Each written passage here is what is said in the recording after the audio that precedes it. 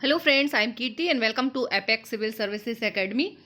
आइए इस वीडियो में हम जानते हैं कि जो इजराइल है, इजराइल के नए प्राइम मिनिस्टर बन गए हैं।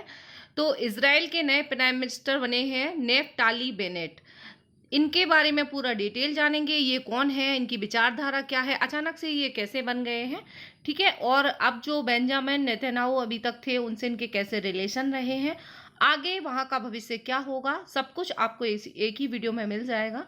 चैनल पे नए हैं तो सब्सक्राइब करके बेल आइकॉन प्रेस कर दीजिए ताकि इसी तरह के अपडेट्स आपको मिल सके। और ये channel UPSC, MPPSC, other state PCS, साथ ही साथ कौन बनेगा करोड़पति की तैयारी भी करवाता है, आपको गाइड करती हूँ। क्योंकि मैं हॉट सीट के लिए सिलेक्ट हुई थी, इसलिए मैं आप लोगों के लिए केवीसी के से रिलेटेड वीडियोस भी बनाती हूँ। तो आप लोग करंट अफेयर्स और जीके से रिलेटेड हमारा टेलीग्राम ग्रुप ज्वाइन कर सकते हैं। वहाँ पे आपको पीडीएफ नोट्स के रूप में मिल जाएंगे। चलिए स्टार्ट करते हैं। ये जो नेफ्ताली बेनेट हैं, ये 49 साल के हैं और नए प्राइम मिनिस्टर इजराइल के बने हैं। बेनेट जो हैं वो किसी वक्त नेतन्याहू के करीबी माने जाते थे। 2006 से 2008 के बीच चीफ ऑफ स्टाफ रहे हैं। वेस्ट बैंक में यहूदियों बस्तियां बताने की वकालत इन्होंने की है। फिलिस्तीन को अलग राष्ट्र मानने से ये इनकार करते हैं। कट्टरपंथियों को फांसी देने के पक्षधर हैं। और साथ ही साथ 2013 में कट्टरपंथी होम पार्टी से पहली बार चुनाव जीते हैं। 2019 तक हर गठबंधन सरकार में ये मंत्री रहे हैं। बेनेट सिर्फ यहूदी राष्ट्र की पैरवी करते आए हैं और नेता के अलावा अमीर कारोबारी भी हैं। तो ये समरी है। अब हम इनको डिटेल में जानते हैं। तेल अवीव में इनका घर है। इजराइल में सुरक्षित और खूबसूरत शहर में रहते हैं। उनके आलोचक उनसे पूछते हैं कि वे उन यहूदी बस्तियों में क्यों नहीं रहते जिनको इजराइल ने वेस्ट बैंक या यरूशलेम में बनाया। तो और उनका बेनेट हमेशा से समर्थन करते हैं। बेनेट के माता पिता का जन्म अमेरिका में हुआ और उनका जन्म हाइफा शहर में हुआ। सियासत में उनका मानना है कि सब कुछ मुमकिन है। मार्च में बेनेट ने कहा था कि वो कभी एयर लैपिड को प्रधानमंत्री नहीं बनने देंगे। अब उनके साथ ही गठबंधन उन्होंने किया है। लैपिड के साथ गठबंधन करके इन्होंने सरकार बनाई है और अगर गठबंधन चला तो समझौते के अनुसार सितंबर 2023 में उन्हें अपनी कुर्सी लैपिड को सौंपनी पड़ेगी। ठीक है, ये इस तरह से गठबंधन में समझौता हुआ है कि आधे टाइम तक ये रहेंगे और आधे टाइम तक वो रहेंगे। तो 2023 में वो अपनी कुर्सी छोड़ के लैपिड को बना देंगे प्राइम मिनिस्टर, है ना। फिलिस्तीन का समर्थन नहीं है क्योंकि बेनेट ने खुले तौर पर फिलिस्तीन की आज़ादी और उसको एक अलग मुल्क बनाए जाने का सैकड़ों बार विरोध किया है। वेस्ट बैंक और यरूशलेम में यहूदियों की बस्तियों पर जोर दिया है। दुनिया इसे इजरायली जिद और शांति के लिए खतरा मानती है। बराक ओबामा जब अमेरिका के राष्ट्रपति थे और उन्होंने नेतन्याहू पर यहूदी बस्तियों का काम रोकने को कहा था तो बेनेट ने इसका विरोध किया था।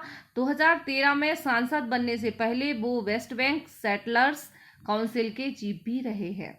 ठीक है, और इसके अलावा खुद वो कट्टरपंथी हैं, लेकिन गठबंधन में सभी तरह की पार्टियां हैं। बेनेट जो है वो ज्यादातर यहूदी टोपी, ठीक है, किप्पा उसको बोला जाता है, वहां पे लगाकर रहते हैं और वे फिलिस्तीन का वजूद ही नहीं मानते हैं। उनका कहना है कि इस क्षेत्र में सिर्फ इजराइल है।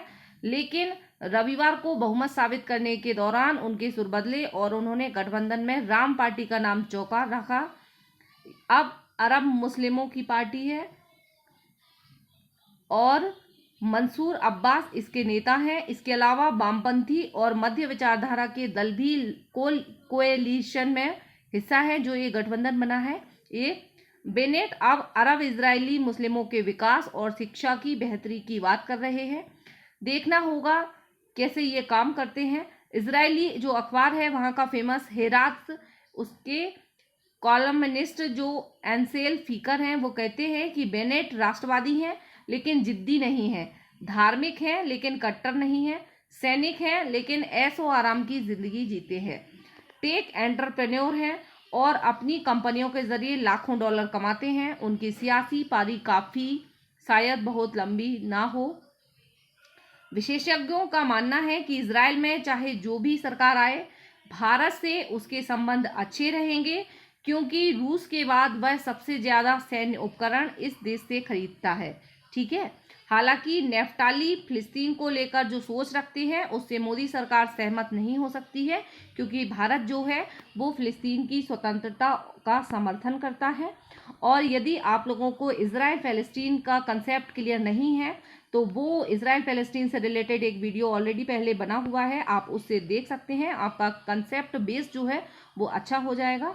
ठीक है, कि कैसे बना फिलिस्तीन। ठीक है, बेनेट इजराइल के सुरक्षित और खूबसूरत शहर तेल अवीव में रहते हैं। ठीक है, और ये तो हम पहले ही देख चुके हैं।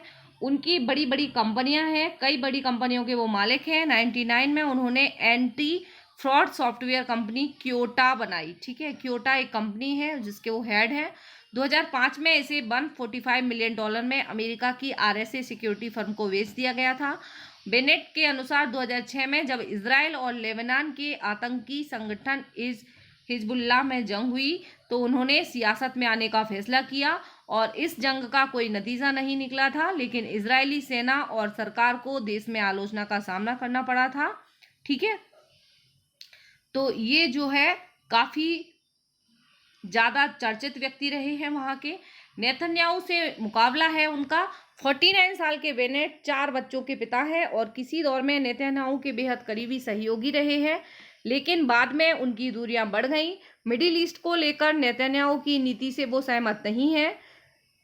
नेतन्याहू ने ही उन्हें चीफ ऑफ स्टाफ बनाया था।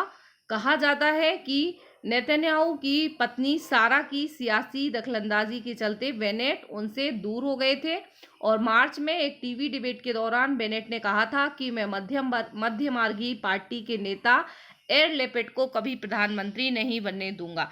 ठीक है, और आज उन्हीं के साथ गठबंधन से उन्होंने सरकार बनाई है और आधे आधे टाइम पे ऐसा अगर इनकी सरकार चलती है तो ये समझौता हुआ है कि उनको प्राइम मिनिस्टर आधे टाइम ये रहेंगे, बेनेट रहेंगे, और आधे टाइम लेपिड बनेंगे। नेतन्याहू को सत्ता से हटाने के लिए बेनेट ने इन्हीं एयर लेपेट से ना सिर्फ हाथ मिला लिया था बल्कि गठबंधन की शर्तों के अनुसार सितंबर 2023 में एयर लेपेट ही प्रधानमंत्री बनेंगे। ठीक है, अब नेतन्याहू के समर्थक बेनेट को धोखेबाज और मतदाताओं से वादाखिलाफी करने वाले बता रहे हैं। वहीं बेनेट का कहना है कि उन्होंने जो कुछ किया वो देश की एकता और चुनाव से बचाने के लिए किया है। ठीक है, तो ये सब अपनी अपनी देख रहे हैं। भारत से संबंध अच्छे रहेंगे, वहाँ पे कोई भी नेता रहे। भारत इजराइल, क्योंकि भारत से इजराइल के काफ़ी अच्छे रिलेशन रहे हैं और भारत जो है फिलिस्तीन से भी अच्छे रिलेशन रखता है, तो इस मामले में बस भारत की इनसे नहीं पटेगी, बाकी तो सभी अच्छा है, साथ मिलके रहेंगे। देखते हैं आगे क्या आता है, जो भी अपडेट रहेगा, जैसा जैसा आप मुझे मिलता जाएगा मैं आप लोगों के साथ शेयर करती जाऊंगी। और आप लोग, चूँकि ये चैनल जो है अभी ज़्यादा यूपीएससी स्टूडेंट्स तक नहीं पहुंचा है, तो आप कोशिश कीजिए कि यूपीएससी स्टूडेंट्स तक ये शेयर करें ज़्यादा से ज़्यादा, यदि आपके फ्रेंड सर्कल में है तो, ताकि उनसे रिलेटेड, चूँकि मैं यूपीएससी एस्पायरेंट रही हूँ और सिलेक्शन मेरा हुआ है, तो मैं अपना एक्सपीरियंस जो है वो शेयर कर सकूं। जब हमें अच्छे स्टूडेंट्स मिल जाएंगे तो फोकसली जो सिलेबस अकॉर्डिंग क्लासेस हैं वो स्टार्ट हो जाएंगी। Thank you very much for watching. मिलते हैं नेक्स्ट वीडियो में।